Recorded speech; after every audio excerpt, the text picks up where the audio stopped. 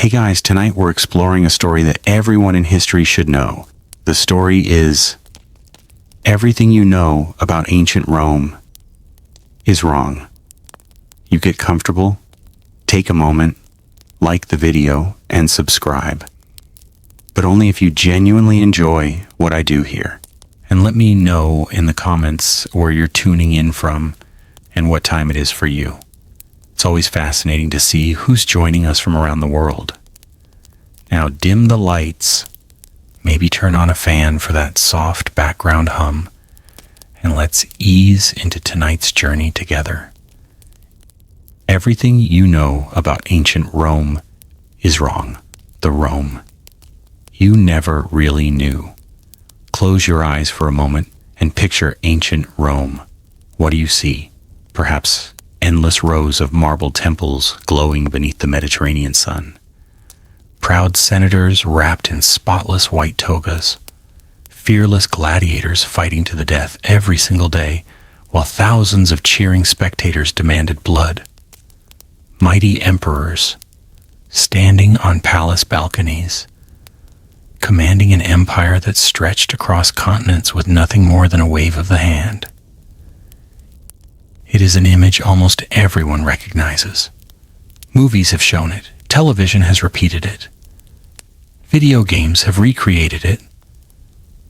Books have celebrated it for centuries. Artists have painted it. But what if almost every image that instantly appears in your mind is incomplete? What if the Rome you think you know never truly existed? History has a strange habit. The more famous a civilization becomes, the more myths begin to surround it. Stories are repeated so often that they slowly replace reality. Every generation adds another layer, until, after 2,000 years, the real world becomes hidden beneath countless legends. Ancient Rome is perhaps the greatest victim of this phenomenon. People often imagine Rome as a civilization of certainty, discipline, and perfect order. A place where every citizen understood their role. Every emperor controlled his empire. Every soldier marched in flawless formation, and every building represented timeless perfection. Reality was far messier. Rome was loud. Rome was dirty. Rome was unpredictable. It was a city constantly changing, constantly rebuilding itself after disasters, political crises, fires, floods, assassinations, riots, and economic collapses. Many Romans probably wouldn't even recognize the polished image that survives today. Imagine arriving in Rome during the 1st century. Long before you see the city itself, you smell it. Smoke from thousands of cooking fires drifts into the air. The scent of fresh bread mixes with animal manure. Fish markets release the smell of salt and decay. Public baths fill entire neighborhoods with humid air. Leather workshops, dye factories, metal forges, crowded taverns, livestock, sewage, perfume, incense, wine, olive oil, spices from distant lands. All of these smells collide together into something impossible to describe. This was the true smell of an empire. Then comes the noise. Not the peaceful sound of an ancient ruin visited by tourists. Instead, imagine constant shouting, merchants advertising their goods, children running through narrow streets, blacksmiths striking hot iron, donkeys refusing to move, wagons crashing over uneven stones, temple bells, street musicians, lawyers arguing, politicians making promises, foreign languages spoken by travelers from Africa, Britain, Greece, Egypt, Syria, Judea, Gaul, and countless other provinces. Rome wasn't quiet. It never truly slept. Even during the night, workers unloaded ships arriving along the Tiber River because heavy wagons were often forbidden from entering crowded streets during daylight hours. If you expected elegance everywhere, disappointment would arrive quickly. Many streets were astonishingly narrow. Some buildings leaned dangerously over the roads below. Upper floors threatened to collapse without warning. Garbage occasionally found its way out of windows. Rain transformed certain streets into rivers of mud. Fire remained an almost constant danger. The magnificent monuments existed. So did breathtaking temples. So did marble forums. But these represented only part of Rome. Behind every beautiful public building stood countless ordinary lives. Families squeezed into tiny rented apartments. Workers struggling to earn enough for tomorrow's meal. Immigrants hoping for opportunity. Slaves performing invisible labor. Merchants gambling everything on a successful shipment. Widows trying to survive. Children growing up surrounded by uncertainty. This wasn't simply the capital of an empire. It was one of the largest cities humanity had ever seen. Perhaps over 1 million people lived there during its greatest centuries. That number alone created problems few ancient civilizations had ever faced. Food had to arrive every day. Water had to reach every neighborhood. Crime had to be controlled. Buildings needed repairs. Crowds required management. Disease spread rapidly whenever sanitation failed. The image of Rome as an endlessly efficient machine begins to fade once we look closely. In reality, it often functioned because millions of ordinary people somehow made it work, despite constant challenges. One of the biggest misconceptions begins with something surprisingly simple. The toga. Modern audiences assume Romans wore togas every day. Nothing could be further from reality. Imagine asking a modern businessman why he doesn't wear a tuxedo while buying vegetables. The question itself sounds ridiculous. For many Romans, the toga felt exactly like that. Heavy, expensive, complicated, uncomfortable, hot during summer, difficult to clean, awkward while walking, almost impossible while working. Most Romans spent everyday life wearing practical tunics. Farmers certainly did, builders did, shopkeepers did, craftsmen did. Women wore entirely different clothing. Children dressed differently.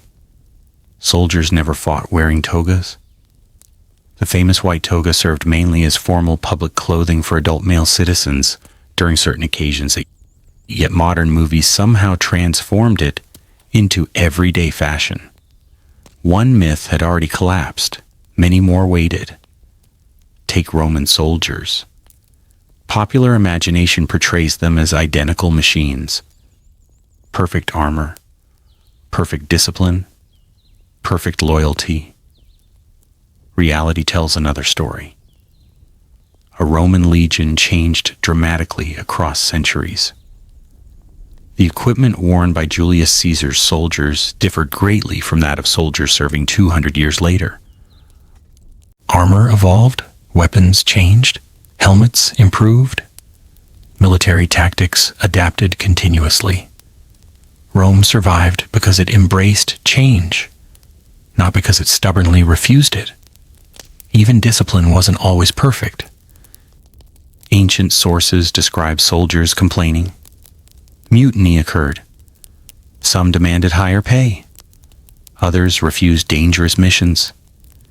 Entire legions occasionally declared support for rival emperors during civil wars. Roman soldiers remained extraordinarily capable, but they were human. Fear, ambition, greed, courage, loyalty, exhaustion all existed together inside every army. History becomes far more interesting once perfection disappears. Then there are the emperors. People often imagine absolute rulers with unlimited power. Yet many emperors spent enormous amounts of time worrying about assassination. Some trusted almost nobody. Some feared their own bodyguards.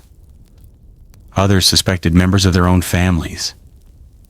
Several never died peacefully. Power in Rome rarely felt secure. Imagine waking every morning knowing thousands wanted your position.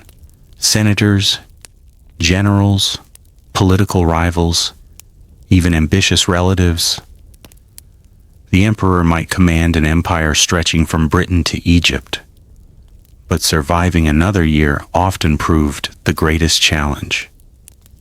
Ancient Rome wasn't simply ruled. It was constantly negotiated. Every decision created winners and losers. Every appointment made enemies. Every tax affected provinces. Every military victory strengthened one general while worrying another. Politics never truly stopped. This complexity often disappears in simplified stories. Heroes become perfect. Villains become monsters. Reality usually lives somewhere between them. Consider Julius Caesar. Few names in history are more famous. School children remember him as the unstoppable conqueror whose destiny changed the world forever. Yet Caesar failed repeatedly. He accumulated enormous debts, and he made political enemies. He survived military disasters. He took extraordinary risks because safer options often no longer existed. His victories appear inevitable only because we already know how the story ends. Those living beside him could never see the future. History often creates the illusion of certainty after events have already happened. The same applies to Rome itself. Looking backward, we know Rome eventually became an empire. But for centuries, nobody knew that. Citizens argue constantly about what Rome should become. Kings had already fallen. The Republic struggled. Political reforms divided society. Economic inequality increased. Violence entered politics. Old traditions collided with new realities. Nothing felt guaranteed. People living through history rarely recognize its final destination. They simply try to survive another year, another harvest, another election, another war, another winter. Perhaps this is why Rome fascinates us even today. Its people faced problems that still feel strangely familiar. Political division, economic inequality, urban overcrowding, migration, public health, corruption, disinformation, fear of outsiders. Questions about citizenship, debates over tradition versus change. The clothing changed, the language changed, and the technology changed. Human nature hardly changed at all. Walk through ancient streets long enough, and modern faces slowly begin appearing beneath ancient hairstyles. A worried father wondering how to provide for his family. A young student dreaming about success, an ambitious politician chasing influence. A merchant hoping today's customers will actually buy something. An exhausted worker counting the hours until sunset. History suddenly becomes personal. Not because Romans were different from us, but because, in so many ways, they weren't. That realization changes everything. Perhaps the greatest misunderstanding about ancient Rome isn't any single myth. It's the belief that Rome belonged only to emperors, generals, and gladiators. In truth, Rome belonged to millions of ordinary people whose names have disappeared forever. They built the roads, cooked the meals, raised children, paid taxes, opened shops, repaired buildings, sailed ships, harvested grain, carried water, buried the dead. Without them, no empire could have survived, yet history often forgets them first. Tonight, our journey isn't about memorizing dates. It isn't about reciting lists of emperors. It isn't about repeating stories you've already heard 100 times. Instead, we're going to strip away centuries of myth, piece by piece, belief by belief, until the Rome beneath the legend finally begins to emerge. And once it does, you may never look at ancient Rome the same way again. The Rome you never really knew. The first mistake most people make about ancient Rome is believing that it appeared almost overnight, as if a handful of determined men simply decided to build the greatest civilization the world had ever seen. History rarely works that way. Empires are not born in a single generation. They grow slowly, often by accident, shaped by countless decisions made by people who never imagined the future they were creating. If you had walked through the hills beside the Tiber River 8 centuries before the birth of Christ, you would not have found a glorious capital waiting to impress you. You would have found scattered villages, simple wooden huts, narrow dirt paths, smoke rising from cooking fires, farmers tending small fields, shepherds leading flocks across rocky hillsides, children chasing goats instead of dreams of empire. Nothing about this place suggested that one day millions of people across Europe, North Africa, and the Middle East would obey laws made here. Nothing hinted that this quiet settlement would become the center of one of history's greatest civilizations. That is one of history's greatest surprises. Rome began small, much smaller than most people imagine. The famous story says that everything began with 2 twin brothers, Romulus and Remus, abandoned as infants, rescued by a she-wolf. They survived against impossible odds before deciding to found a new city. Their partnership ended in tragedy when Romulus killed Remus and became Rome's first king.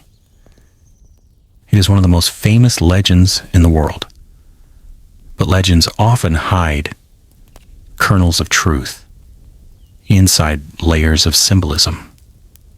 Modern historians do not treat the story as literal history. Instead, they see it as a myth that helped later Romans explain who they believed they were. The wolf may symbolize protection. The twins may represent rival communities. The murder may reflect the harsh reality that political violence shaped Rome from its earliest traditions. Whether the story happened exactly as told is almost beside the point. The myth reveals something important about Roman identity. Unlike many civilizations that celebrated peace and harmony in their founding stories, Rome remembered itself through conflict. Even its birth involved struggle. Perhaps that tells us something about how Romans viewed the world. Conflict was not an exception. It was part of life. Archaeology paints a different picture. Excavations beneath modern Rome have uncovered traces of small villages dating back centuries, before Rome became powerful. Simple homes built from wood and mud stood on separate hills overlooking the river. Gradually, these communities grew closer together. Trade increased. People intermarried. Markets expanded. Religious ceremonies united neighboring settlements. Over generations, several villages slowly became one city. No dramatic beginning. No magical transformation. Just hundreds of ordinary years. This is often how history truly unfolds. Slow enough that those living through it barely notice. Another popular misunderstanding concerns Rome's earliest rulers. Many people believe Rome was always a republic ruled by elected officials. Not at all. For nearly 2.5 centuries, according to Roman tradition, Rome was ruled by kings. That fact often surprises people, because later Romans hated the idea of monarchy. After overthrowing their final king, they worked tirelessly to convince future generations that kings represented tyranny. Roman politicians proudly claimed they were citizens, not subjects. The word king itself became politically dangerous. Even centuries later, powerful leaders avoided using the title. Julius Caesar never officially became king. Augustus carefully avoided calling himself one. Why? Because Romans remembered the old monarchy with deep suspicion. Ironically, many emperors eventually possessed far greater power than those early kings. Yet appearances mattered. Language mattered. Political symbols mattered. Rome understood something modern societies still understand remarkably well. People often accept authority more easily when it wears familiar clothing. As Rome expanded, another myth quietly formed. Many imagine Rome conquering every neighboring people through unstoppable military strength. Reality proved far more complicated. Rome certainly fought countless wars.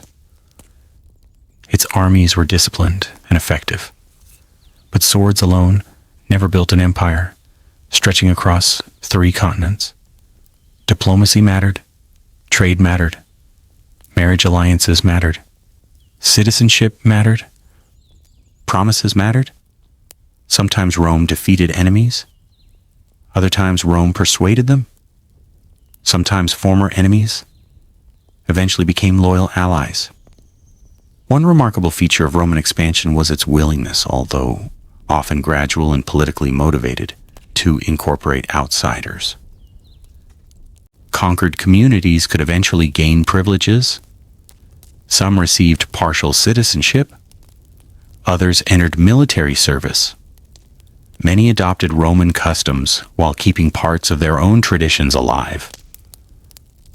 The empire slowly became less Roman in an ethnic sense and more Roman in a political sense. That distinction is incredibly important. Modern audiences often imagine Romans as one people sharing one background. In truth, ancient Rome became astonishingly diverse. Walk through its crowded streets during the height of the empire, and you would hear Greek, Latin, Egyptian, Aramaic, Punic, Celtic languages, and many more. You would see different styles of clothing, different hairstyles, different religions, different foods, different skin tones, different accents. Rome was not isolated. It connected enormous parts of the known world. Some citizens traced their ancestry to Italy. Others came from Spain, others from North Africa, others from Syria, others from Gaul, others from Greece. Some families had lived in Rome for generations. Others had arrived only weeks earlier. The city became a meeting place for countless cultures. This surprises many people because films often portray ancient Rome as culturally uniform.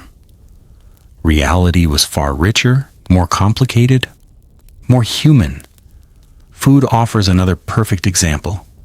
Ask someone what Romans ate, and many immediately imagine extravagant feasts, roasted peacocks, golden goblets, tables overflowing with luxury. Those feasts certainly existed, but they represented the lives of the wealthy. Most Romans lived far more ordinary lives. Bread formed the foundation of daily meals. Olives, beans, vegetables, cheese, fish when available, fruit during the proper season, wine diluted with water. Simple meals eaten quickly before returning to work. For poorer families, every harvest mattered. Every bad season created anxiety.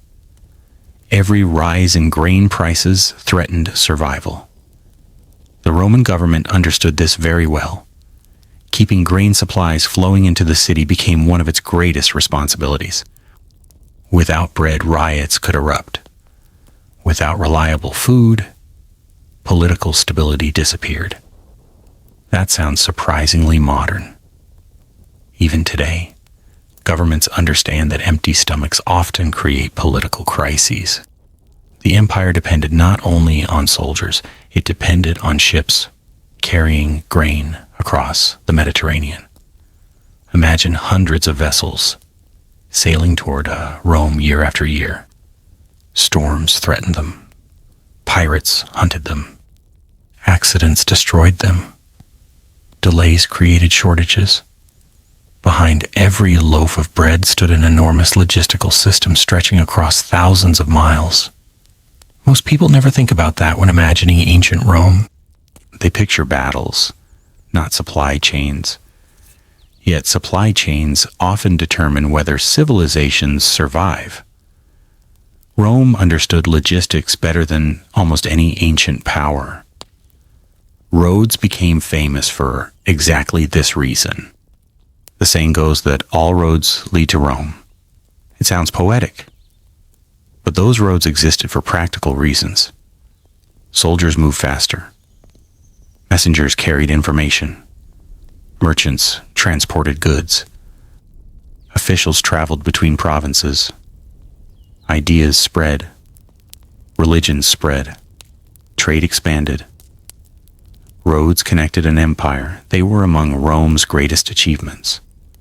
Not because they looked impressive, but because they allowed millions of people to remain connected across astonishing distances. Communication still took time, of course. An emperor in Rome could not send an instant message to Britain.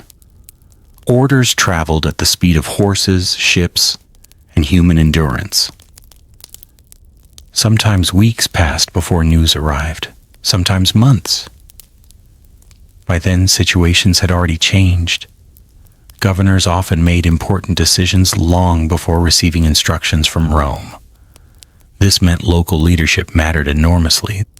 The empire functioned less like a single machine and more like countless moving pieces trying to stay synchronized.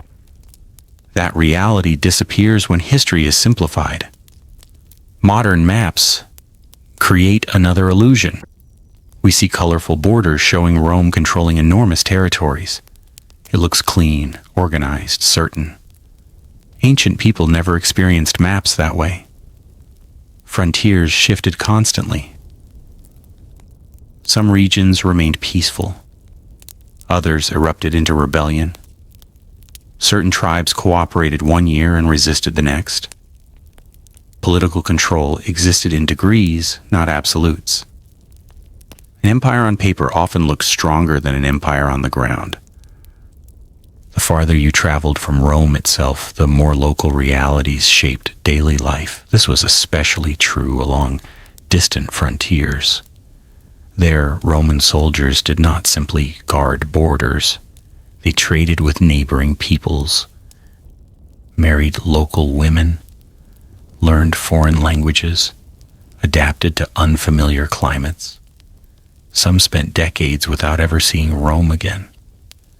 For them, the empire became something very different from the marble city celebrated by poets. It became frontier life, cold winters, long patrols, small forts, friendships formed across cultures, endless waiting interrupted by sudden danger.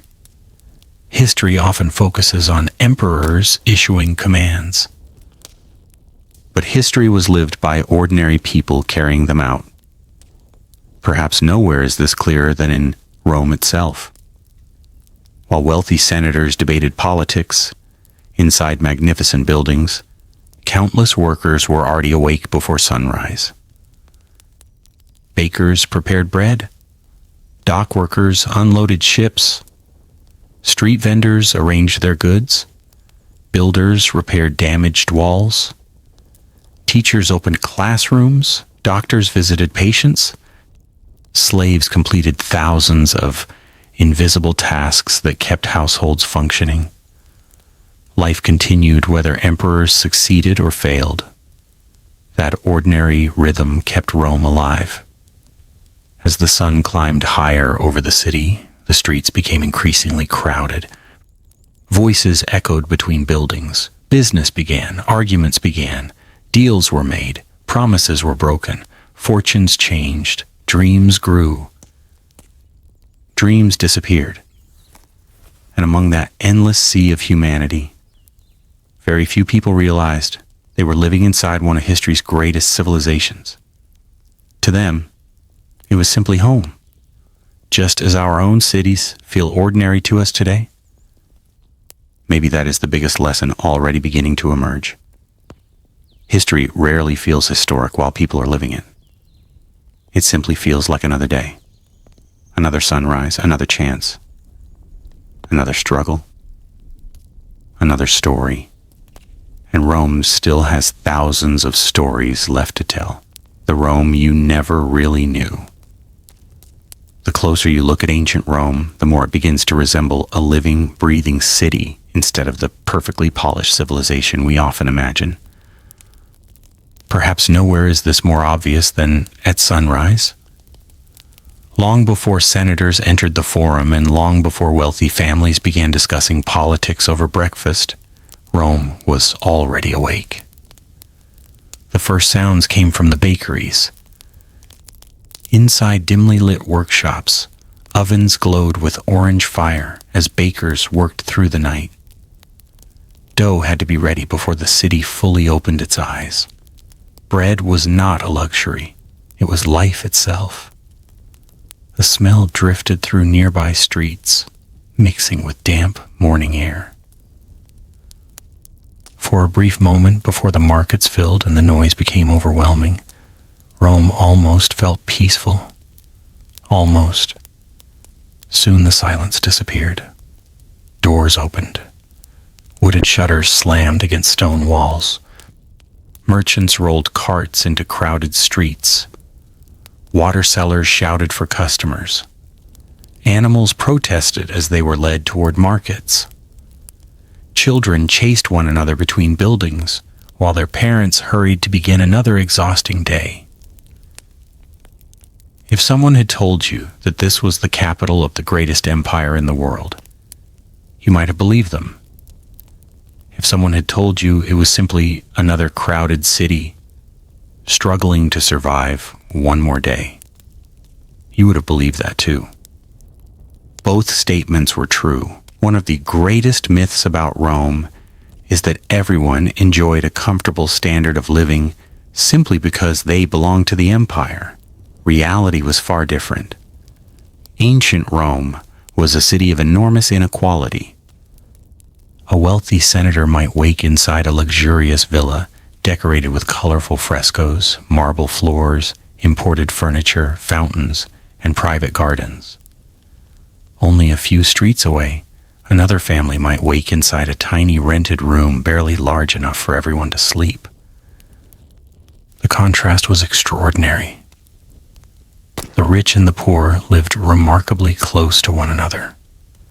There were no modern suburbs separating social classes. Luxury and poverty often shared the same neighborhood. Many ordinary Romans lived inside apartment buildings known as insulae.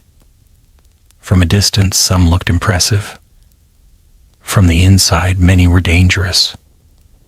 These buildings rose several stories high, sometimes higher than engineers considered safe. Lower floors usually belonged to wealthier tenants because they were easier to reach and less likely to collapse.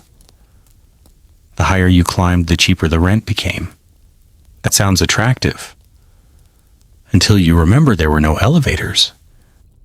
Imagine carrying heavy water jars up 5 or 6 flights of narrow wooden stairs every single day.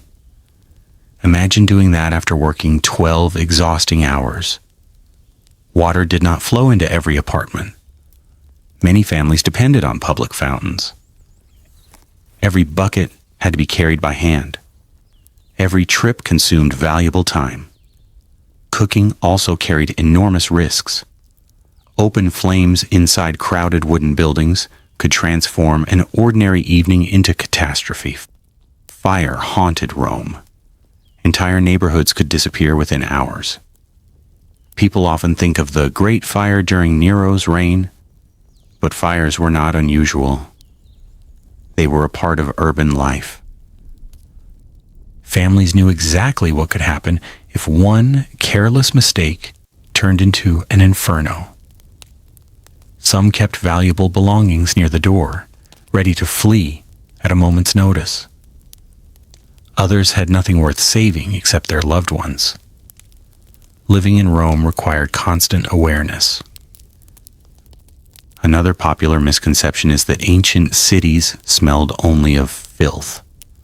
Certainly, unpleasant odors existed: sewage, animals, garbage, sweat, smoke.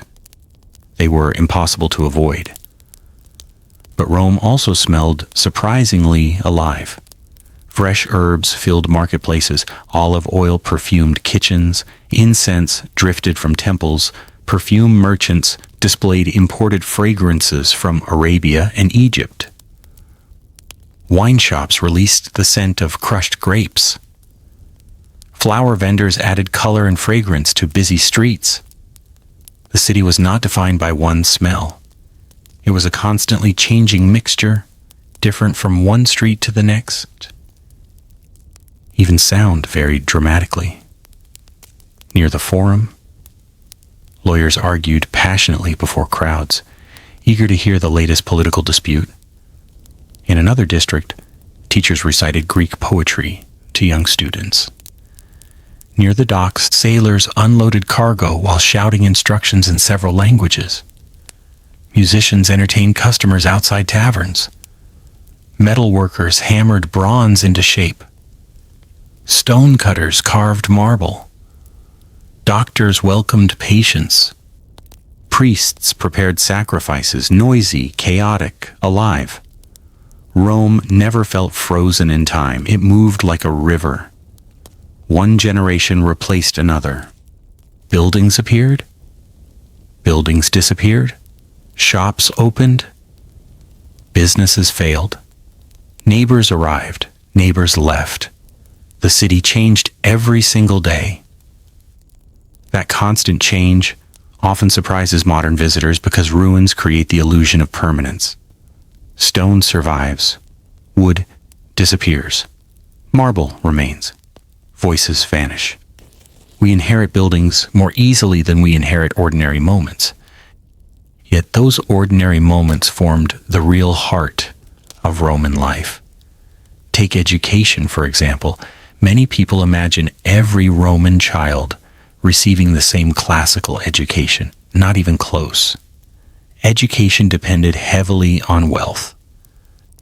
Children from privileged families often studied reading, writing, mathematics, rhetoric, philosophy, literature, and sometimes Greek. Learning how to speak convincingly became one of the most valuable skills a future politician could possess. Words could build careers. Words could destroy rivals. A brilliant speech might change history. Meanwhile, children from poorer families often began working at very young ages. Some learned trades from their parents. Others helped in shops. Some worked on farms. Some entered apprenticeships. For many, practical survival mattered more than formal education. Knowledge itself became another form of inequality. And then there were the slaves. Modern discussions often reduce Roman slavery to statistics: millions enslaved, thousands bought and sold. Numbers are important, but numbers can also hide human lives. Every enslaved person had a story. Some had been captured during wars. Others were born into slavery. Some came from distant provinces. Others had once lived ordinary lives before conflict changed everything. Not every slave performed the same work. Some labored in mines under horrifying conditions. Others worked in agriculture. Some became household servants. Others served as teachers, doctors, accountants, architects, or secretaries because they possessed valuable skills. A few eventually earned freedom, many never did. Slavery in Rome was vast, complex, and deeply woven into the economy. Understanding Rome requires acknowledging this reality. Its greatest achievements were built, in part, upon the labor of people who had little or no control over their own lives. Ignoring that truth would create another myth. Perhaps the most surprising misconception concerns entertainment. Ask almost anyone what Romans enjoyed watching, and one answer immediately appears: gladiators. It is true that gladiatorial games became enormously popular, but they did not dominate everyday life the way modern imagination suggests. Most Romans did not wake every morning wondering which gladiator would fight that afternoon. Games occurred during specific festivals and public celebrations. Many lasted only for limited periods. Daily entertainment looked very different. People visited public baths. They attended religious festivals. They watched theatrical performances. They listened to storytellers. They visited markets. They met friends in taverns. They watched athletes compete. Children invented games. Neighbors gathered to gossip.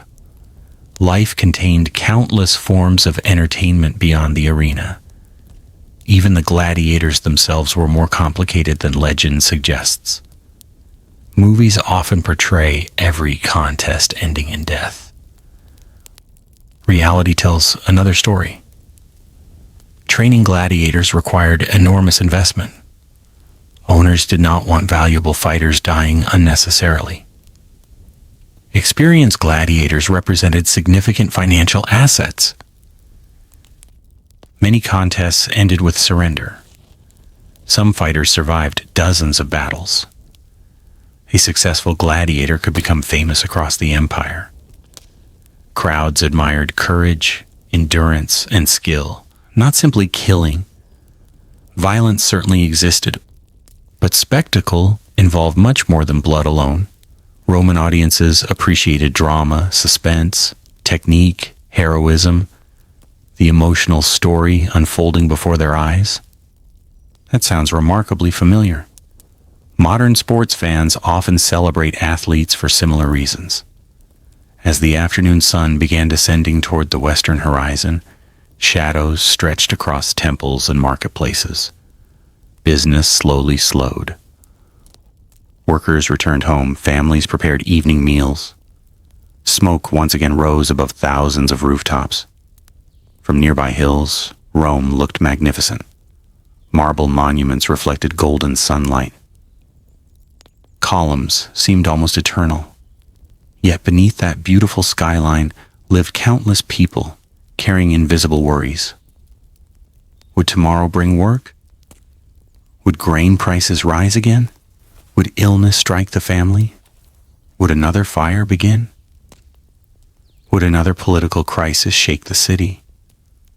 Would another emperor survive?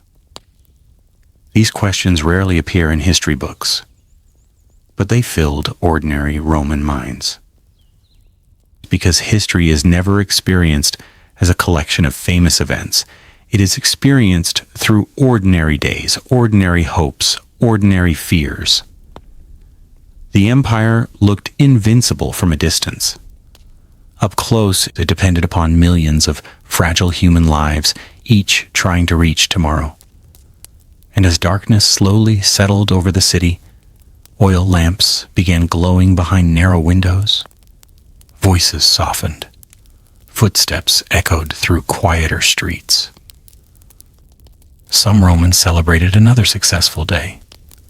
Others counted their remaining coins. Some dreamed of becoming wealthy. Others prayed simply to survive another winter. Above them all, the stars appeared exactly as they do tonight. The same sky, the same moon, the same silent universe watching over a city that believed it would last forever. But history had other plans, and before long, the myths surrounding Rome would grow almost as powerful as Rome itself. The myths that refused to die. If someone from ancient Rome suddenly found themselves standing in the middle of a modern city, they would undoubtedly be amazed by skyscrapers, airplanes, electricity, and machines beyond imagination. But after recovering from the initial shock, they might ask us a very uncomfortable question. Why do you believe so many strange things about us? It is a fair question. For nearly 2,000 years, every generation has rewritten Rome in its own image. Medieval monks copied Roman texts but left out countless ordinary details they considered unimportant. Renaissance artists imagined Rome as a city of flawless marble and perfect beauty. Victorian historians admired Roman discipline and military strength. Hollywood transformed emperors into larger-than-life villains and gladiators into unstoppable heroes. Video games turned every street into a battlefield. Social media reduced centuries of history into 30-second clips filled with half-truths. Bit by bit, the real Rome disappeared beneath layers of imagination. The myths became easier to remember than the facts. And perhaps no myth has survived longer than this one. Ancient Rome was built entirely from white marble. Close your eyes again and picture the Roman Forum. Most people imagine dazzling white buildings shining beneath a cloudless blue sky. It looks breathtaking. It also happens to be wrong. The Romans loved color. Their temples were painted. Their statues were painted. Many public buildings were decorated with bright reds, deep blues, vivid greens, rich yellows, and brilliant gold details. To modernize, some combinations might even seem surprisingly bold. Time erased most of those colors. Rain washed them away. Sunlight faded them. Centuries of weather stripped buildings back to bare stone. What survives today is not what Romans actually saw. Imagine visiting your favorite city thousands of years from now, after every piece of paint had vanished. Future generations might believe modern buildings were always plain gray concrete. They would never realize how colorful the world once looked. That is exactly what happened to Rome. Another myth hides inside Roman statues. Walk through almost any museum displaying Roman sculpture, and you will notice the same thing. White marble faces, perfectly smooth, almost lifeless. Many people assume Romans admired pure white sculpture. Once again, archaeology tells another story. Tiny traces of ancient pigments still survive on some statues. Scientists using advanced imaging techniques have discovered evidence of painted eyes, colorful clothing, realistic skin tones, jewelry highlighted with gold, and carefully detailed hair. The statues were never meant to look pale and empty. They were designed to look alive. Imagine walking into a Roman temple where every statue seems to stare back at you with brightly painted eyes.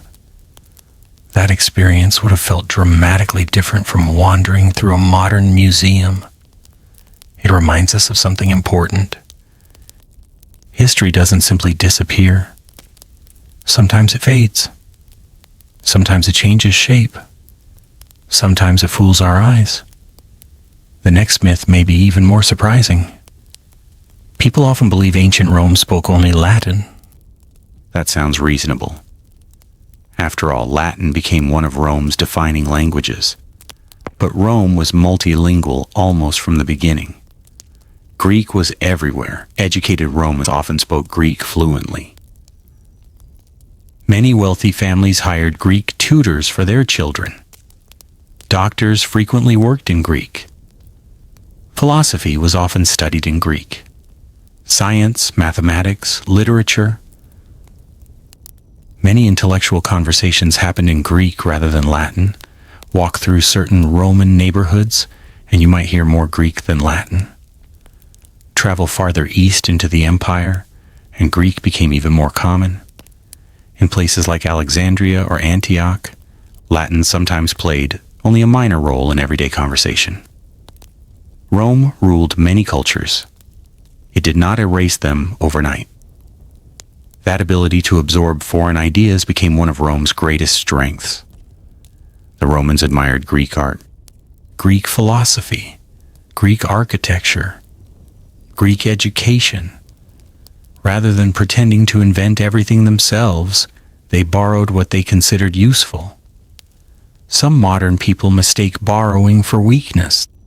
The Romans saw it differently. If another civilization had already perfected something, why not learn from it? That practical mindset helped Rome expand far beyond the Italian peninsula. The same openness appeared in religion. Many imagine Romans worshipping only Jupiter, Mars, Venus, and a handful of familiar gods. Reality was much more crowded. As Rome conquered new territories, foreign religions entered the empire.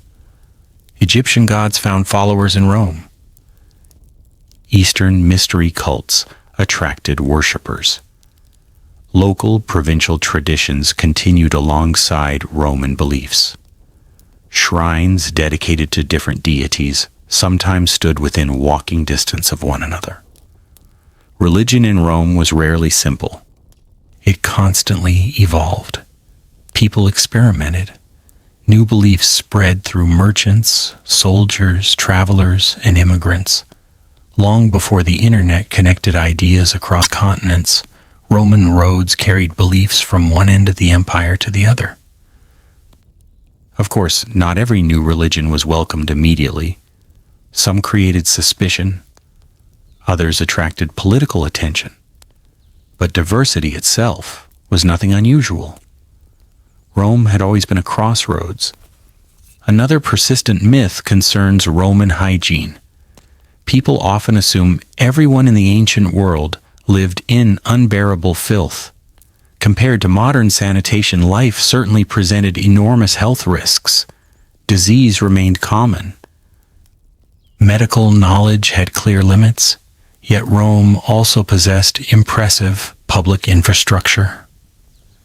Aqueducts carried fresh water across remarkable distances. Public fountains supplied neighborhoods. Bathhouses allowed millions of people to wash regularly. Sewers helped remove waste from parts of the city. Were these systems perfect? Not even close. But they demonstrate something important. Romans cared deeply about public health, even if they did not fully understand germs or bacteria. Many bathhouses became social centers as much as places for cleanliness. Friends met there after work. Business deals were discussed. Political rumors spread from one conversation to another. Exercise, bathing, relaxation, and networking all happened under one roof. Imagine combining a gym, spa, coffee shop, and community center into a single building. That begins to capture the atmosphere. The baths remind us that Rome was not only about conquest, it was also about daily life, about routine, about ordinary human interaction. As evening approached, lanterns flickered across narrow streets, while conversations continued inside taverns and homes. Some people debated politics. Others laughed over wine. Children listened to family stories. Travelers shared news from distant provinces. Somewhere a merchant calculated profits from a successful journey. Elsewhere, a widow wondered how she would pay next month's rent. The empire looked enormous on maps, but it was built from millions of individual lives like these. Every myth we remove reveals something more interesting than the legend itself. Not a perfect civilization, not a flawless empire, but a society filled with contradictions. Brilliant engineers who still believed in omens. Great philosophers living beside people who could barely read.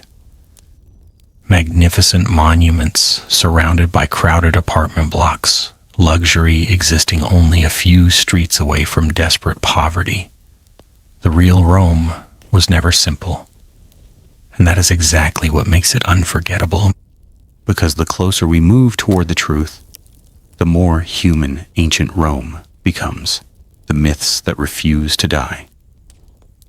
Imagine that you have somehow become an ordinary citizen of Rome, not an emperor, not a senator, not a famous general, just an average Roman trying to make it through another week. You wake before sunrise because the city never waits for late sleepers. Outside your window, the first carts are already rumbling across the stone streets. Somewhere nearby, a baker has been working for hours. The smell of fresh bread drifts through the cool morning air, mixing with smoke from charcoal fires. You step outside, joining hundreds of people already moving through the streets. No one notices you. That is because ancient Rome was full of ordinary people, yet history rarely talks about them. Instead, history remembers emperors. It remembers battles. It remembers triumphs. But the empire could never have survived without the countless unnamed people who quietly kept it alive every single day. One of the biggest misunderstandings about Rome is the idea that every citizen enjoyed political power. Technically, Rome called itself a republic for centuries. Citizens voted, officials were elected, laws were debated. On paper, it sounds surprisingly modern. Reality was far more complicated. Imagine being invited to vote, but discovering that wealthy families controlled most of the important decisions. Imagine powerful politicians using personal fortunes to influence elections. Imagine ambitious men making promises they never intended to keep. Imagine political alliances changing almost overnight. Sound familiar? Roman politics could be messy. Very messy. Public speeches filled the forum almost every day. Candidates shook hands, made dramatic promises, criticized their opponents, promised prosperity, promised security, promised lower taxes, promised victory. Some kept those promises. Many did not. Politics has always been, at least in part, the art of persuasion. The Romans understood this better than almost anyone. Winning an argument could be just as valuable as winning a battle. That is why young aristocrats spent years studying rhetoric. The ability to speak beautifully could transform an unknown politician into one of the most influential men in the Republic. Words mattered, sometimes more than swords. The famous Roman lawyer and statesman Cicero became one of history's greatest speakers, not because he commanded armies, but because he mastered language. His speeches could inspire crowds, destroy reputations, and shape the future of Rome. In many ways, public speaking became a weapon. And like every weapon, it could be used wisely or dangerously. Another myth suggests that Roman society remained completely fixed. Rich stayed rich. Poor stayed poor. Nothing ever changed. The truth is more complicated. Social mobility certainly existed, although it was difficult. Successful merchants sometimes accumulated enormous wealth. Former slaves could become prosperous after gaining freedom. Talented soldiers occasionally rose through military ranks. Provincial families entered Roman politics over generations. It wasn't common. It wasn't easy. But it happened often enough to keep hope alive. Rome rewarded success, especially when success benefited the state. Commerce became one of the great engines of opportunity. Walk through Rome's marketplaces, and you would find goods from almost every corner of the known world. Fine silk that had traveled thousands of miles from Asia, pepper imported from India, glass from Syria, papyrus from Egypt, amber from northern Europe, olive oil from Hispania, wine from Gaul, marble from Greece, exotic animals from Africa. The Roman marketplace was less like a local market and more like the beating heart of international trade. Merchants understood geography better than many politicians. They knew which ports were safe, which roads were dangerous, which provinces produced the finest wine, which seasons favored sailing. Their knowledge connected continents. Behind every luxury item stood an astonishing network of sailors, caravan drivers, warehouse workers, dock laborers, accountants, and traders. Most buyers never thought about that journey. They simply admired the finished product. Much like today. When someone purchased an elegant glass cup in Rome, they probably admired its beauty without thinking about the craftsman who shaped it or the merchant who carried it across the Mediterranean. Human nature changes very little. One of the most persistent myths involves Roman women. Popular culture often portrays them as silent figures with almost no influence. Reality paints a far richer picture. Roman women could not vote. They could not hold most political offices. The law placed significant limits upon them. Yet influence does not always require official power. Women managed households, oversaw businesses, inherited property, financed construction projects, supported political careers, directed family wealth. Some became respected intellectuals. Others earned reputations for extraordinary generosity. Elite Roman society depended heavily upon strategic marriages. A successful marriage could unite powerful families, strengthen political alliances, secure enormous fortunes. Behind many famous Roman men stood women quietly shaping decisions that history later attributed entirely to husbands or sons. Ancient writers, most of whom were men, often overlooked this influence. Modern historians continue uncovering stories that remained hidden for centuries.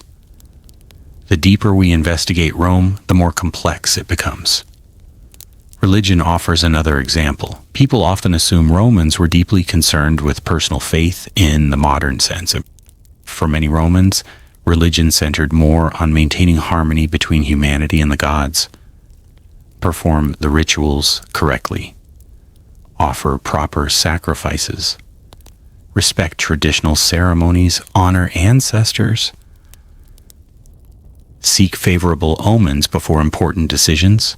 Religion blended naturally into politics, family life, military campaigns, and public celebrations. An emperor might postpone an important event because priests interpreted unusual signs as unfavorable. Generals consulted augurs before major battles. Ordinary families maintained household shrines dedicated to protective spirits. The sacred and the ordinary existed side by side. Even something as simple as leaving home could involve a small prayer.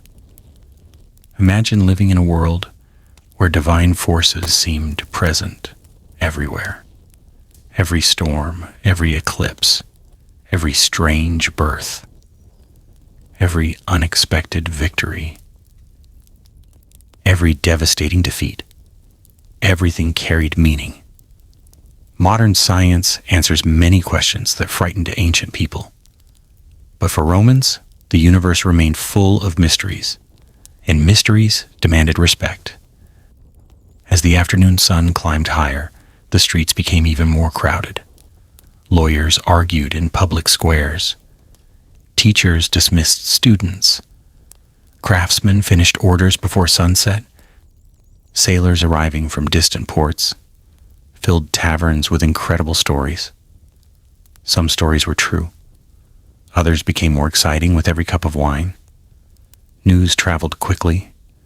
Facts traveled more slowly. rumors spread fastest of all. That too feels strangely familiar. Without newspapers, radio, or the internet, information moved through conversation. One dramatic rumor could race across Rome before officials even knew it existed. Political enemies exploited gossip. Merchants used rumors to influence prices. Ordinary citizens repeated sensational stories simply because they were entertaining. Not every Roman believed everything they heard, but not everyone questioned it either. History reminds us that misinformation is not a modern invention. It is an ancient companion of human civilization. As evening approached, shadows stretched across the forum. The noise softened, shops closed, families gathered for dinner. Oil lamps flickered inside thousands of homes. Some Romans looked toward tomorrow with optimism. Others feared what the next sunrise might bring. Because despite its wealth, despite its armies, despite its magnificent monuments, Rome remained fragile. Far more fragile than most people realize. And soon, that fragility would become impossible to ignore. The myths that refuse to die. If there is one image that has come to define ancient Rome more than any other, it is this: a vast arena. Tens of thousands of spectators roaring with excitement. Two gladiators standing face to face beneath the blazing afternoon sun. One survives, one dies. The emperor raises a thumb. The crowd decides a man's fate. It is one of the most recognizable scenes in history. And yet, almost every part of that picture is far more complicated than most people realize. The Roman world certainly loved spectacles. No one can deny that. The games were loud, they were emotional, they were expensive, and sometimes they were unimaginably violent. But over the centuries, popular culture simplified them into something they never truly were. Let's begin with the arena itself. Today we know it as the Colosseum. To modern visitors, it appears as an empty shell of stone. Tourists quietly walk through its corridors, taking photographs and imagining the crowds that once filled every seat. But the Romans never experienced it this way. When it was new, the Colosseum looked astonishing. Bright marble covered much of its exterior. Bronze decorations reflected the sunlight. Massive statues stood nearby. Colorful awnings stretched over the seating areas, protecting thousands of spectators from the summer heat. Painted decorations covered walls that now appear bare. It was not a weathered ruin. It was one of the greatest engineering achievements on Earth. Imagine seeing it for the very first time. As you approach, the enormous structure rises above the city skyline. Vendors crowd the entrances, selling food, drinks, souvenirs, and lucky charms. Children run ahead of their parents. Street performers entertain waiting crowds. Merchants loudly advertise their goods. Friends search for one another among thousands of arriving spectators. The atmosphere feels surprisingly familiar. In many ways, it resembles the excitement outside a modern championship game or a sold-out concert. People did not attend simply to watch violence. They came because it was a major public event, a place where society gathered, where conversations happened, where politics and entertainment blended together. Inside, the seating arrangement revealed something important about Roman society. Not everyone sat wherever they pleased. Your seat reflected your place in society. Senators occupied the finest positions. Equestrians sat nearby. Ordinary male citizens filled large sections of the arena. Women, with only a few exceptions, generally sat higher up. The poorest spectators often found themselves in the least desirable seats. Even while watching entertainment, Rome reminded everyone of their social status. Hierarchy was impossible to escape. Now consider the gladiators themselves. Modern films often portray them as slaves dragged into hopeless battles with no chance of survival. Some certainly were enslaved. Some were prisoners of war. Some were criminals sentenced to fight. But not all gladiators fit that image. A surprising number entered the profession voluntarily. At first, this seems impossible to understand. Why would anyone willingly become a gladiator? The answer lies in opportunity. Successful gladiators earned fame unlike almost anyone else. Their victories made them celebrities. Crowds recognized their faces. Some became wealthy. Some received gifts. Some inspired poems. Their names appeared in graffiti scratched onto walls. Women admired famous champions. Children pretended to be them while playing games. The arena could transform an unknown man into one of the most recognizable people in the empire. Of course, the risks were enormous. Training was brutal. Injuries were common. Death remained a constant possibility. Yet for some, the chance to escape poverty or obscurity outweighed the danger. This was not unlike athletes in later centuries, risking their bodies for glory. One of the biggest myths concerns the famous thumbs up and thumbs down gesture. Hollywood made it unforgettable. The defeated gladiator kneels. The emperor extends his thumb downward. Execution follows. It makes for excellent cinema. Historical evidence, however, tells a much less certain story. Ancient writers mention gestures made with the thumb, but they never clearly describe the familiar thumbs down means death image that dominates modern culture. Historians continue debating exactly what those gestures look like. Some even believe an extended thumb may have symbolized a drawn sword, while a concealed thumb represented mercy. The truth remains uncertain. It is another reminder that our picture of Rome often comes from later imagination rather than ancient evidence. Even death inside the arena was less common than many people assume. Training a gladiator required years of work. Food, medical care, specialized instructors, weapons, housing. Owners invested enormous sums into their fighters. Allowing experienced gladiators to die unnecessarily made little economic sense. A skilled fighter represented valuable property. Many contests ended with one gladiator surrendering. The defeated man might survive to fight another day.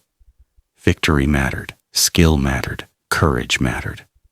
The audience admired all three. The games were brutal, but they were also carefully organized. Nothing about them was random.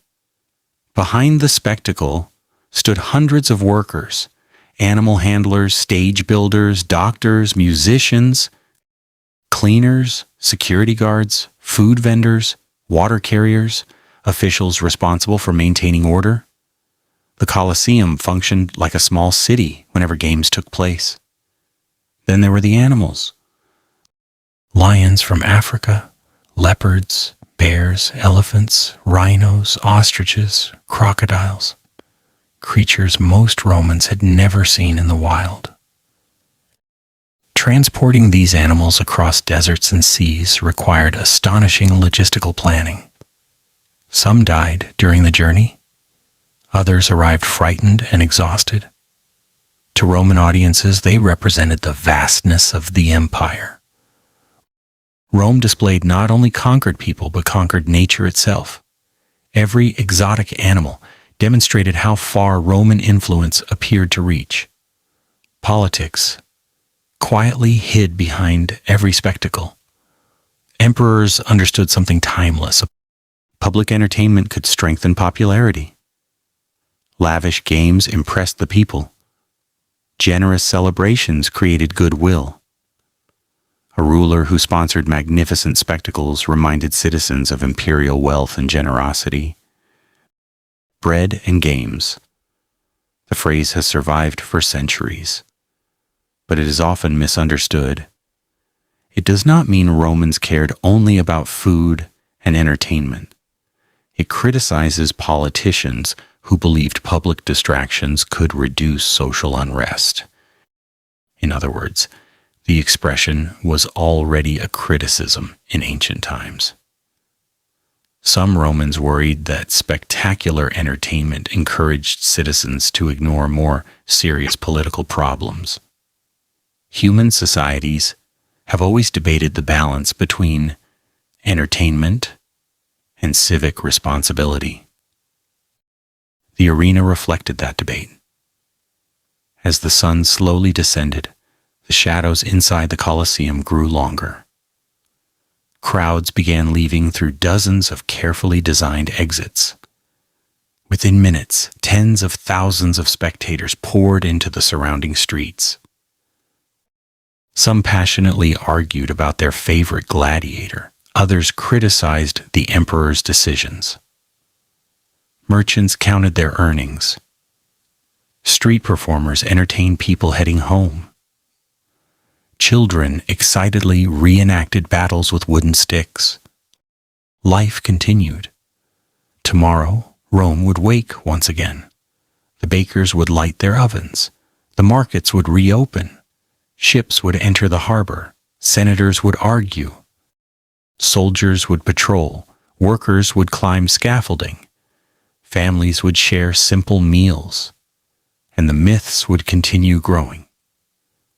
Because the greatest misunderstanding about ancient Rome was never the gladiators, or the emperors, or the Colosseum.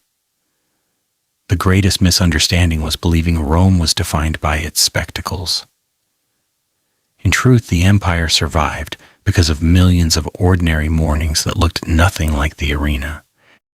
And as we leave the roar of the Colosseum behind, another question begins to emerge. If Rome wasn't as powerful, orderly, and invincible as we've always imagined, then how did it manage to rule so much of the known world for so many centuries? The answer lies far beyond the arena walls, and it is even more surprising than the myths we've already uncovered. The hidden reality of Roman power. Stand on one of Rome's highest hills just before dawn. The city is still wrapped in darkness. Only a handful of oil lamps flicker behind windows, and thin trails of smoke begin rising from bakeries, preparing the first bread of the day. From this distance, everything looks peaceful. The temples stand silently against the horizon. The great public buildings appear almost eternal.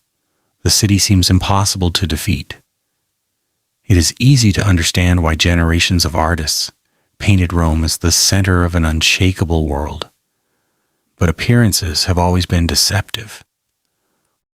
One of the greatest myths about ancient Rome is the belief that it ruled because it was simply stronger than everyone else. Strength certainly mattered.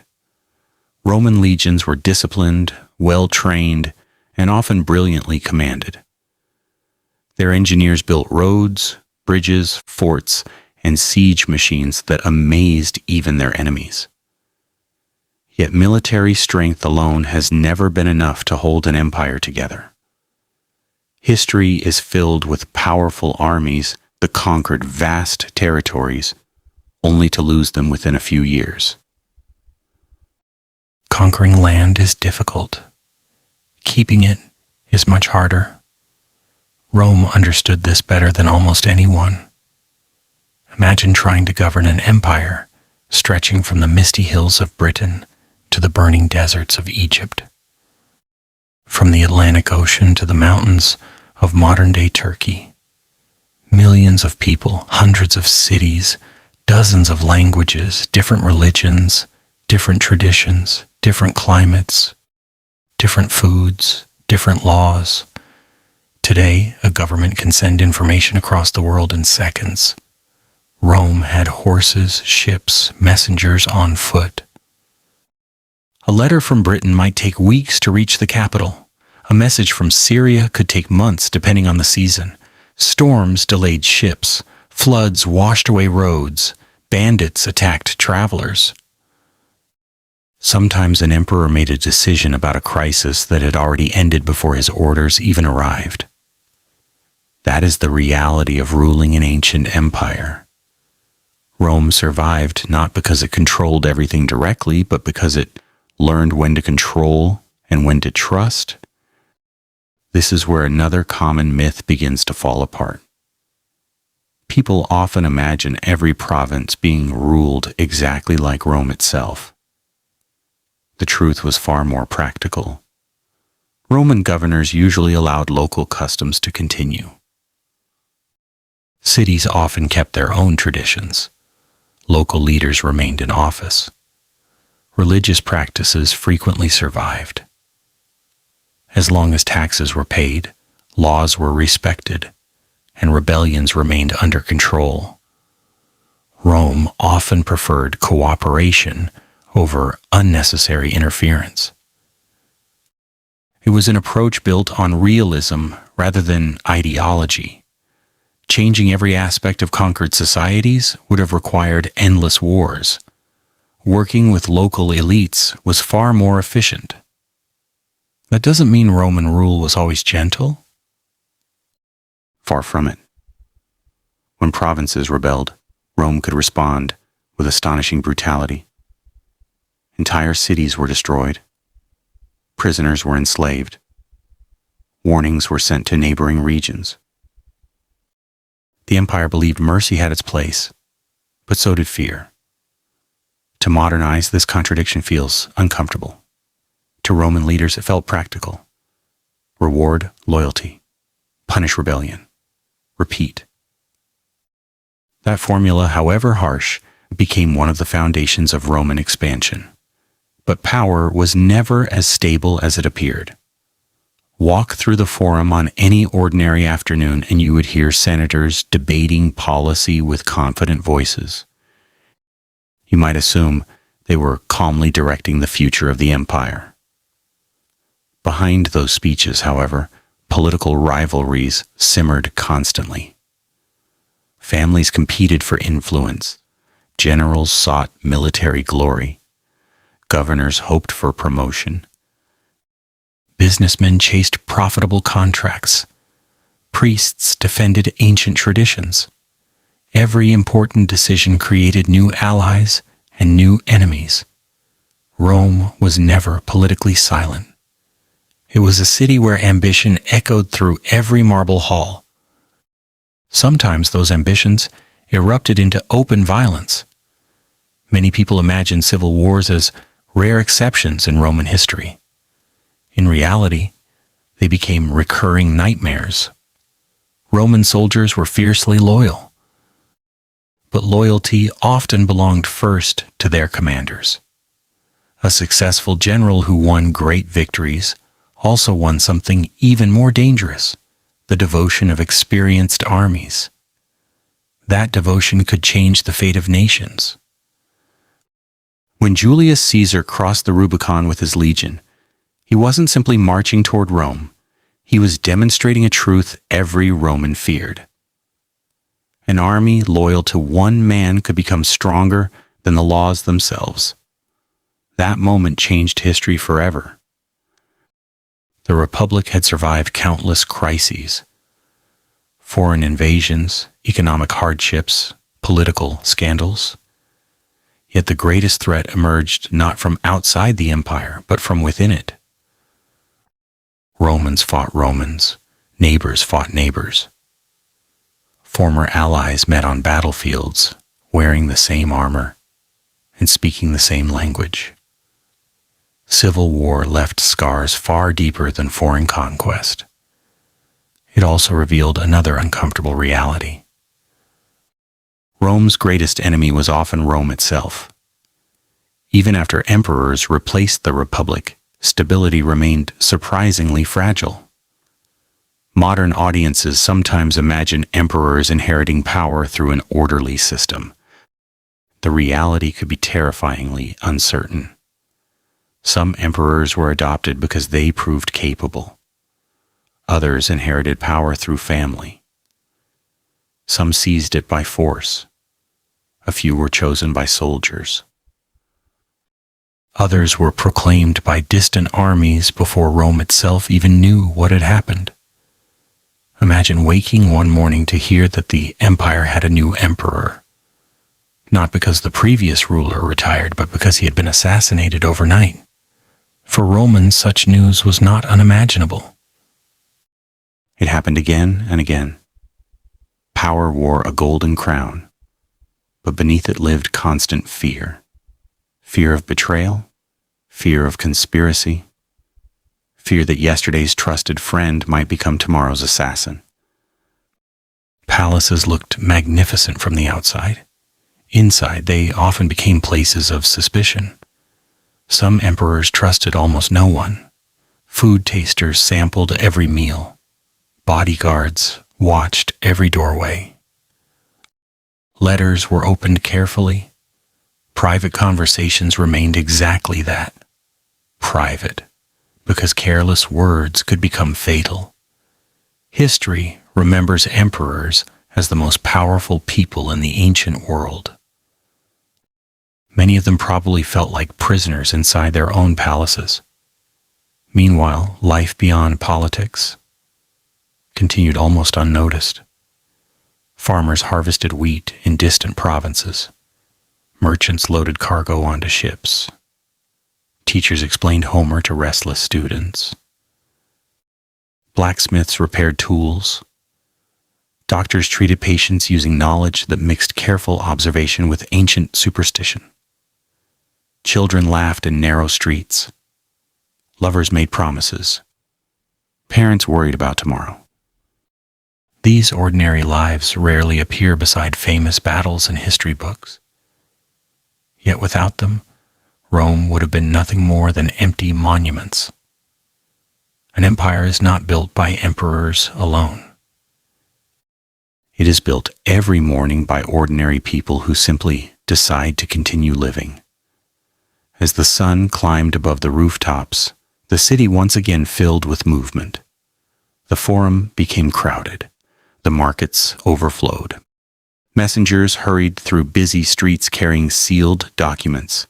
No one knew what news those messages contained. A trade agreement, a military victory, a political scandal, a death, an opportunity, or perhaps the first whisper of another crisis waiting just beyond the horizon. Because Rome, despite all its confidence, despite its wealth, despite its armies, was never as secure as it wanted the world to believe. And sometimes, the smallest mistake could shake the greatest empire on earth, the hidden reality of Roman power. There is another image almost everyone carries in their mind when they think about ancient Rome. Straight roads stretching toward the horizon. Stone bridges standing proudly above rivers. Aqueducts carrying crystal clear water across valleys. Perfect engineering, perfect organization, perfect efficiency. The Romans certainly built some of the greatest engineering projects of the ancient world. Many of them still survive after nearly 2,000 years. But here's the misconception. People often assume that because Rome built incredible structures, life inside the empire must have been comfortable for everyone. It wasn't. The greatness of Roman engineering often existed alongside the hardships of everyday life. Imagine walking through Rome during the middle of summer. The heat settles over the city like a heavy blanket. The stone streets radiate warmth. beneath your sandals. Dust rises with every passing cart. Sweat covers your face before the day has truly begun. You pass an aqueduct towering high above the countryside. Its arches seem almost impossible to believe. Fresh water is flowing toward the city every second. An astonishing achievement. Yet not every Roman home has running water. Many ordinary families still collect water from public fountains. Some stand in long lines carrying clay jars. Others pay water carriers to deliver it. The aqueducts made Rome extraordinary, but they did not eliminate everyday work. Behind every magnificent system stood thousands of ordinary people, keeping it alive. Workers repaired broken channels. Engineers inspected damaged sections. Laborers cleared blockages. Without constant maintenance, even the greatest aqueduct would eventually fail. That is another lesson Rome quietly teaches us. Building something remarkable is difficult. Maintaining it for generations is even harder. The same was true of the famous Roman roads. Modern travelers admire their straight lines and impressive durability. Some sections remain visible today. It is tempting to imagine smooth highways stretching effortlessly across the empire. Reality was less romantic. Roads demanded endless repairs. Heavy wagons damaged stone surfaces. Winter rains washed away foundations. Floods destroyed bridges. Mountain paths became dangerous during storms. Travel itself remained exhausting. A merchant traveling from northern Gaul to Rome might spend weeks on the journey. He faced bad weather, bandits, illness, mechanical failures, unpredictable rivers, dangerous mountain passes. Success required patience as much as courage. Yet people kept traveling because movement created opportunity. Trade connected distant provinces. Ideas crossed borders. Cultures influenced one another. A soldier stationed in Britain might eventually retire in Italy. A merchant born in Syria could establish a successful business in Spain. A craftsman from North Africa might build his reputation in Rome itself. The empire was constantly moving, not only goods, people. One of the greatest myths about Rome is that identity was simple. You were Roman or you were not. History refuses to fit inside such neat categories. Someone born in modern-day France could become a Roman citizen. A family from Spain could rise to political prominence. An emperor might come from the Balkans, North Africa, or the eastern provinces. By the height of the empire, Roman had become less about birthplace and more about belonging to a shared political and cultural world. Citizenship itself evolved dramatically over time. At first, it was a privilege enjoyed by relatively few. As centuries passed, Rome extended citizenship to more communities. Sometimes as a reward, sometimes for political advantage, sometimes because expanding the definition of Roman strengthened the empire itself. It was a practical decision.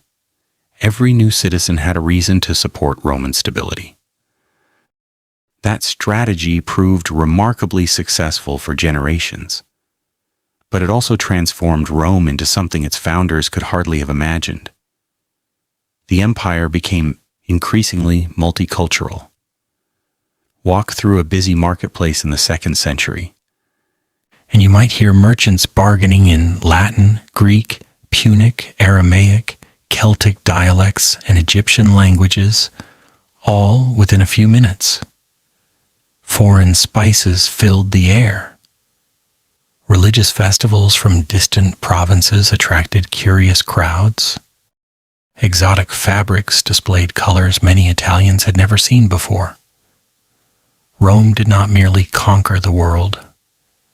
The world slowly came to Rome. Of course, this diversity also created tension. Some Romans worried that traditional customs were disappearing. Older generations complained that young people no longer respected ancient values. Foreign fashions became popular. New religious movements spread. Luxury goods arrived from distant lands. If that sounds familiar, it should. Every generation believes the world is changing too quickly. Ancient Romans said many of the same things people say today.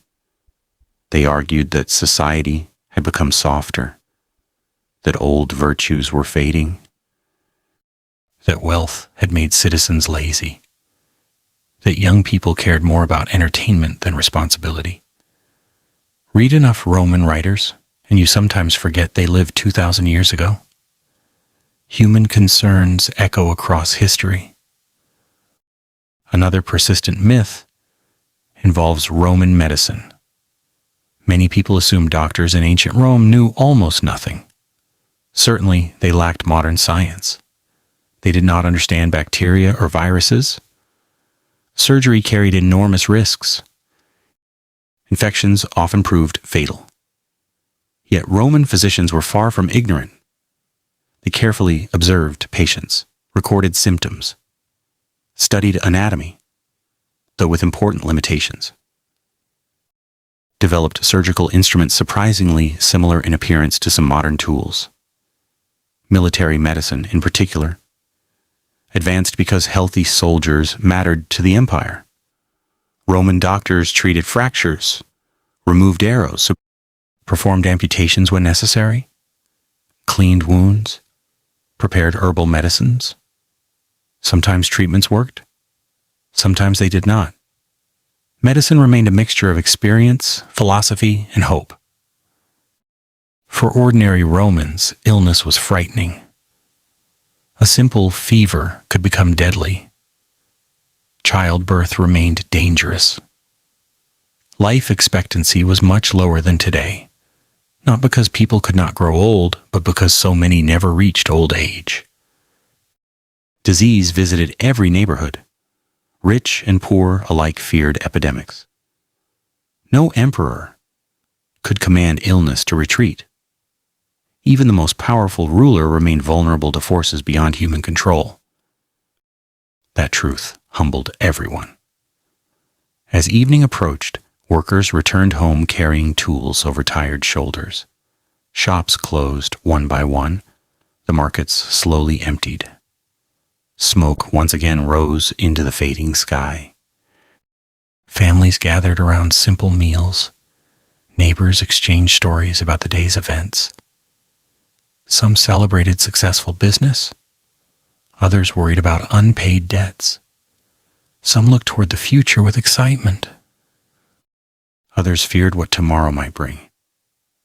Because beneath Rome's confidence, beneath its monuments, beneath its triumphs, lived an empire balancing carefully between extraordinary success and constant uncertainty. Most people only remember the greatness. Very few remember how much effort it took simply to keep everything from falling apart, and soon that hidden struggle would become impossible to ignore. The hidden reality of Roman power. There is a question that historians have debated for centuries. If Rome was so powerful, if its armies were so disciplined, if its engineers were so brilliant, then why did Romans themselves spend so much time worrying about the future? The answer is surprisingly simple. Because the people living inside the empire could see problems that monuments could not hide. History often gives us the illusion that Rome was unstoppable. We already know the ending. We know the empire expanded. We know it conquered kingdoms. We know its influence shaped Europe, North Africa, and the Middle East for centuries. Looking backward, success seems inevitable. But imagine living there without knowing what comes next. Suddenly, everything changes. You are not standing inside a glorious chapter of history. You are simply trying to survive another year. Perhaps your harvest depends entirely on the weather. Perhaps your son has been sent to a distant frontier with the army. Perhaps taxes have increased again. Perhaps a new governor has arrived with different priorities. Perhaps rumors of war are spreading through the marketplace. For ordinary Romans, the future was never guaranteed. One poor harvest could destroy a family's savings. One epidemic could empty an entire neighborhood. One political crisis could change the fate of the empire. Life was fragile, far more fragile than modern people often imagine. This is one of the greatest misunderstandings about ancient Rome. People focus on certainty. The Romans lived with uncertainty. Take the emperor, for example. From the outside, he appeared almost godlike.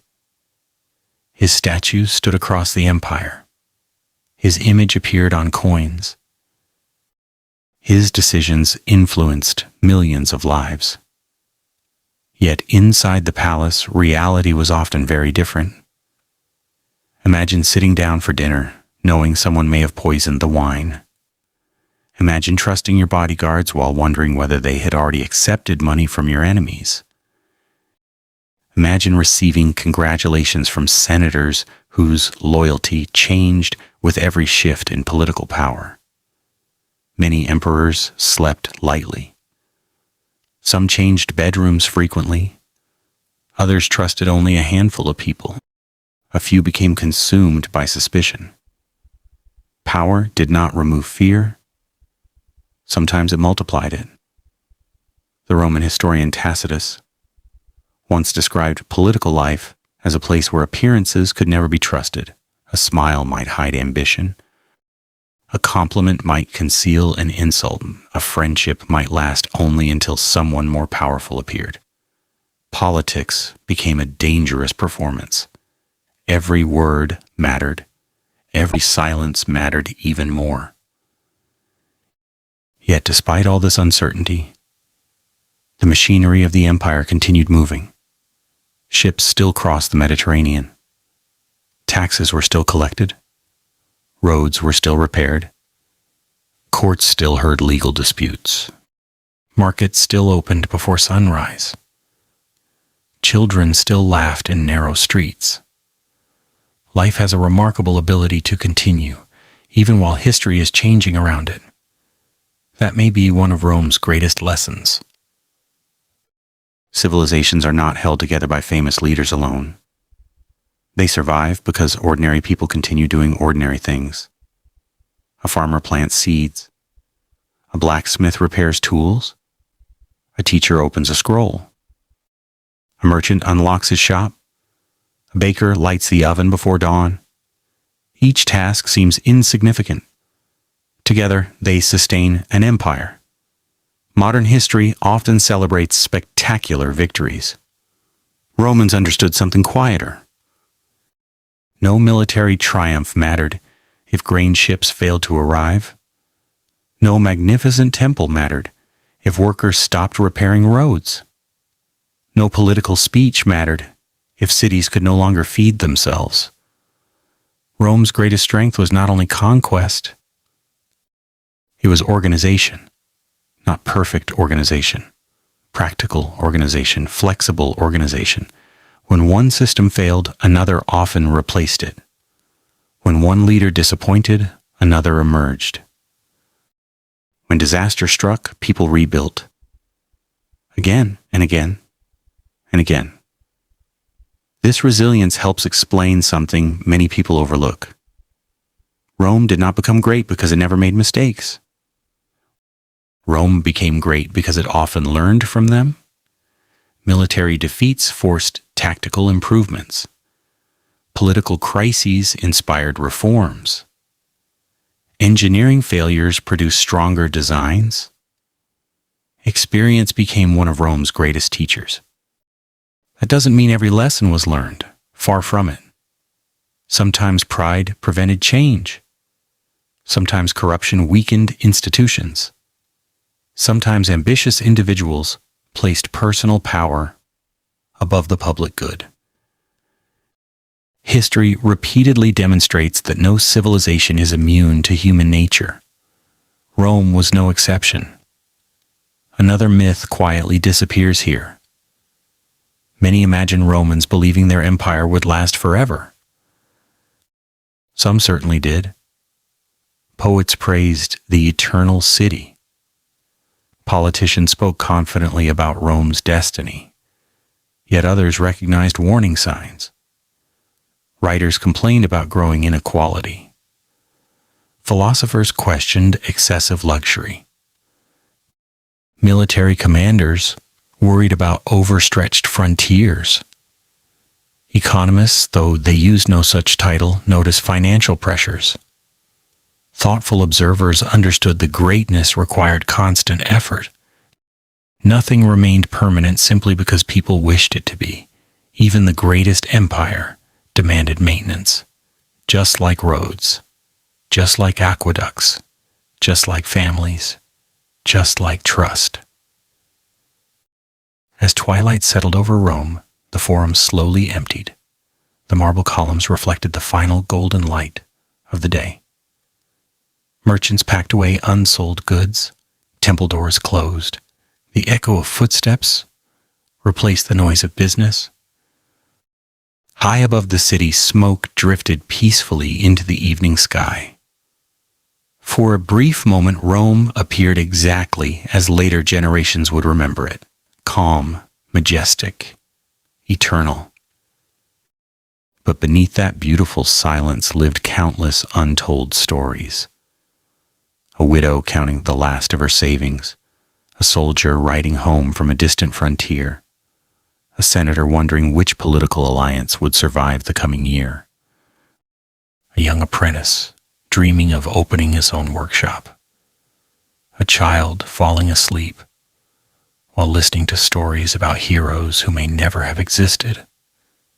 These lives rarely appear in statues. They are missing from triumphal arches. Their names are absent from history books.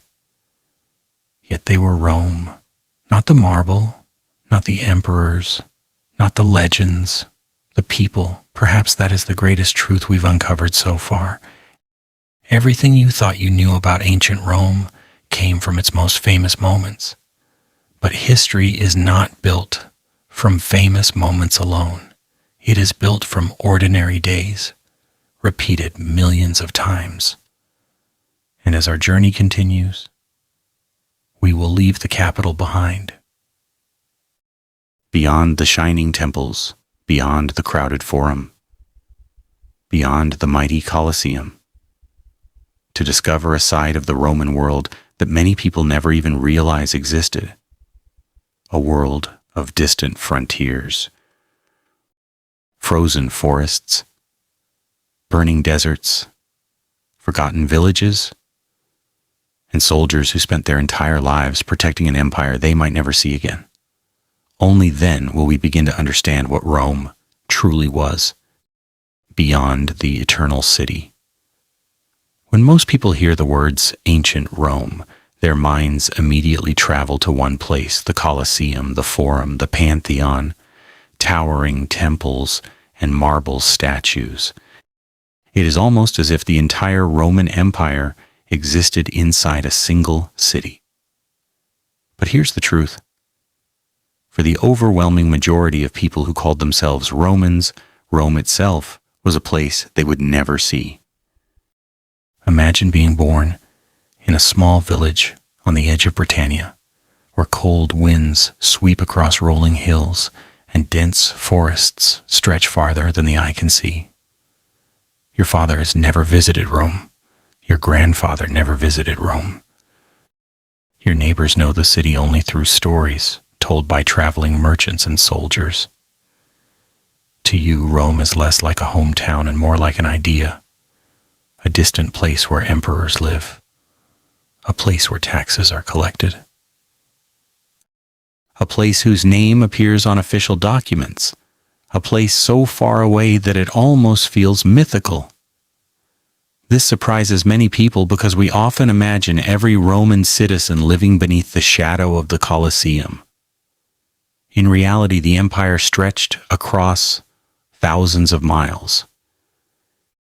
Its people experienced completely different worlds. A fisherman on the coast of North Africa lived a life unlike a shepherd in the mountains of Hispania. A merchant in Alexandria saw different ships, heard different languages, and worshipped alongside different communities than a farmer in northern Gaul. The empire was united politically. It was never culturally identical. The diversity became one of Rome's greatest strengths, and sometimes one of its greatest challenges. Imagine traveling from the warm shores of Egypt all the way to the northern frontier near Hadrian's Wall. Every few hundred miles, the landscape changes, palm trees disappear, olive groves become forests. The warm Mediterranean breeze gives way to cold northern rain. The food changes, the clothing changes, the accents change. Even the sky seems different. Yet everywhere you travel, you occasionally encounter familiar reminders.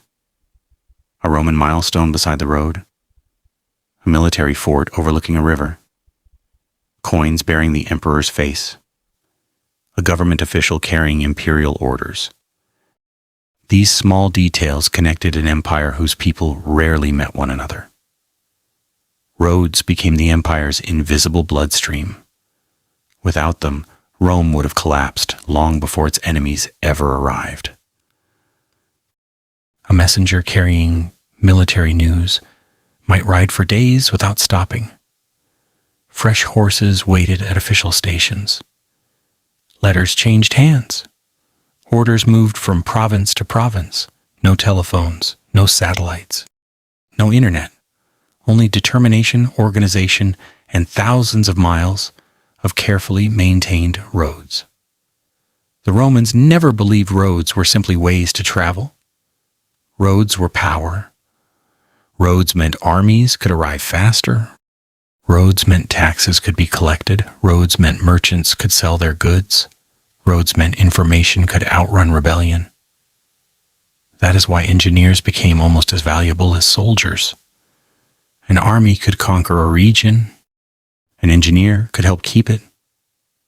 Imagine a Roman military engineer arriving at a remote frontier. The land is rough. A river blocks the path forward. Dense woodland surrounds the valley. To most travelers, it looks like an obstacle. To the Roman engineer, it looks like a problem waiting for a solution. Within weeks, workers begin cutting timber. Surveyors measure the land with astonishing precision. Stone foundations appear. Bridges rise across rivers. Roads cut through forests. Forts begin taking shape. What looked impossible slowly becomes ordinary. This practical approach defined Roman success. They rarely accepted geography as an excuse. If mountains stood in the way, build a road. If rivers interrupted travel, construct a bridge. If deserts separated provinces, establish supply stations. If enemies threatened the frontier, build a fort. Rome solved problems one project at a time, but life on the frontier was nothing like life in the capital. Far from the marble temples and political debates, soldiers faced a completely different reality. Imagine serving along the Rhine frontier. Winter arrives early. Cold rain soaks your clothing. Fog hides the forests beyond the river. Every strange sound during the night demands attention. You have no idea whether approaching footsteps belong to friendly traders or hostile raiders. Days pass quietly. Then suddenly everything changes. That uncertainty became part of frontier life. Hollywood often portrays Roman soldiers as spending every day fighting glorious battles. Most soldiers experienced something else entirely. Waiting, patrolling, repairing walls, training, maintaining equipment, escorting officials, building roads, digging ditches, constructing watchtowers, delivering messages, guarding supply wagons. The Roman army functioned as much like an engineering organization as a fighting force. A legionary carried weapons. He also carried tools, because Rome expected its soldiers to build the empire they defended. Many recruits spent more time holding shovels than swords. It wasn't glamorous, but it was effective. Every evening, temporary camps were carefully organized. Ditches surrounded the perimeter. Wooden stakes strengthened defenses. Tents stood in orderly rows. Everything had its place. Routine created discipline. Discipline created survival. Another common misconception is that every province hated Roman rule. History is far more complicated. Some communities resisted fiercely, others welcomed Roman protection. Piracy decreased in many regions. Trade expanded. Roads improved transportation. Markets grew larger. Cities flourished. Local elites sometimes became wealthier than ever before by cooperating with Roman authorities. Of course, not everyone benefited equally. Heavy taxation created resentment. Forced labor angered communities. Military occupation reminded everyone who truly held power. For many people, Roman rule represented both opportunity and hardship at the same time. History rarely offers simple heroes and villains. It offers choices, compromises, consequences. As months turned into years, many frontier soldiers settled permanently in distant provinces. Some married local women. Some raised children far from Italy. Some retired beside the very forts they had once defended. Their grandchildren spoke local languages alongside Latin. Their families blended Roman customs with regional traditions. Little by little, new identities emerged. Not purely Roman, not purely local, something entirely new. That quiet blending shaped the empire far more than many famous battles ever did. As the sun slowly disappeared beyond the frontier, watchfires began appearing one by one along the defensive line. Their warm glow stretched across the dark landscape like a chain of distant stars. A soldier standing guard looked toward the endless wilderness beyond the border. Somewhere out there lived people Rome called barbarians. But even that word concealed a myth, because many of those so-called barbarians traded with Roman merchants, served in Roman armies, learned Roman customs, and before long, some would even become Romans themselves. The line between civilization and the outside world was never as clear as history books often suggest. And that blurred frontier would eventually change the empire forever. The journey is almost over. We've walked through the crowded streets of Rome before sunrise. We've stood inside the deafening roar of the Colosseum. We've followed merchants across the Mediterranean. We've marched beside legionaries through forests and deserts. We've entered the homes of ordinary families whose names history forgot. And now, only one question remains. After everything we've discovered, what was ancient Rome, really? For generations, people have searched for a simple answer. Some call it the greatest empire in history. Others remember it as a civilization built on conquest and slavery. Some admire its laws. Others condemn its brutality. The truth is that Rome was all of these things, and none of them alone. History rarely fits inside a single sentence. That is why every generation rediscovers Rome, because every generation asks different questions. Centuries ago, scholars admired Rome's military discipline. Later generations celebrated its architecture. Modern historians often focus on the lives of ordinary people, women, enslaved people, immigrants, merchants, and craftsmen whose stories were ignored for centuries. The questions change. The evidence grows. Our understanding becomes richer. And perhaps that is the first myth we must leave behind. History is not finished. It is never finished. Every archaeological excavation uncovers another clue. A forgotten letter buried beneath volcanic ash. A child's toy discovered inside an abandoned house. A merchant's account book preserved in dry desert sand. A soldier's inscription carved into a lonely frontier wall. Each discovery whispers the same message. We were here.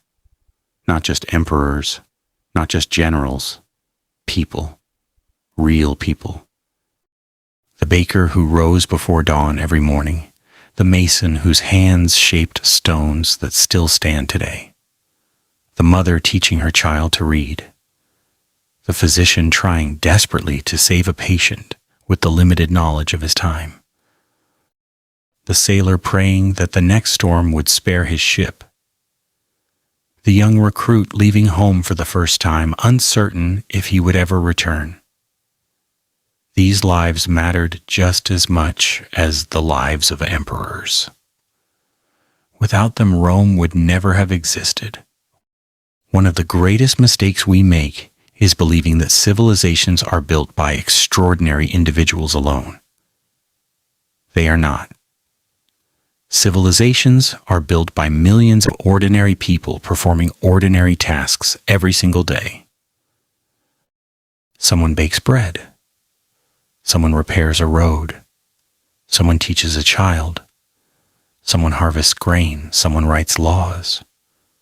Someone guards the frontier through another freezing night. Together they create something larger than themselves.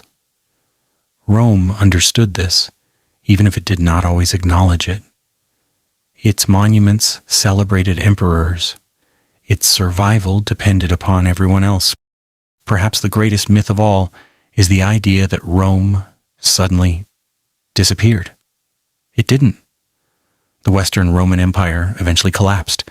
Cities changed. Governments fell. Frontiers broke apart. But Rome itself never truly vanished. Its language evolved into Italian, Spanish, French, Portuguese, and Romanian. Its legal ideas shaped courts across continents. Its roads influenced future trade routes. Its engineering inspired generations of builders. Its architecture still appears in government buildings, museums, universities, and capitals around the world.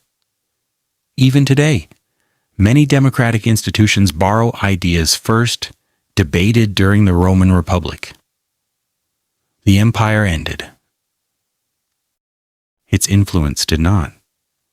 In many ways, we still live among Rome's echoes. Look carefully around your own city. A courthouse with tall columns, a stadium filled with cheering crowds, a road connecting distant communities, a calendar influenced by Roman reforms, words derived from Latin. Even the months of the year carry reminders of that ancient civilization. Rome never completely left us. It simply changed form. But perhaps Rome's greatest legacy isn't found in stone or law. Perhaps it is found in a lesson. Every civilization believes it is permanent.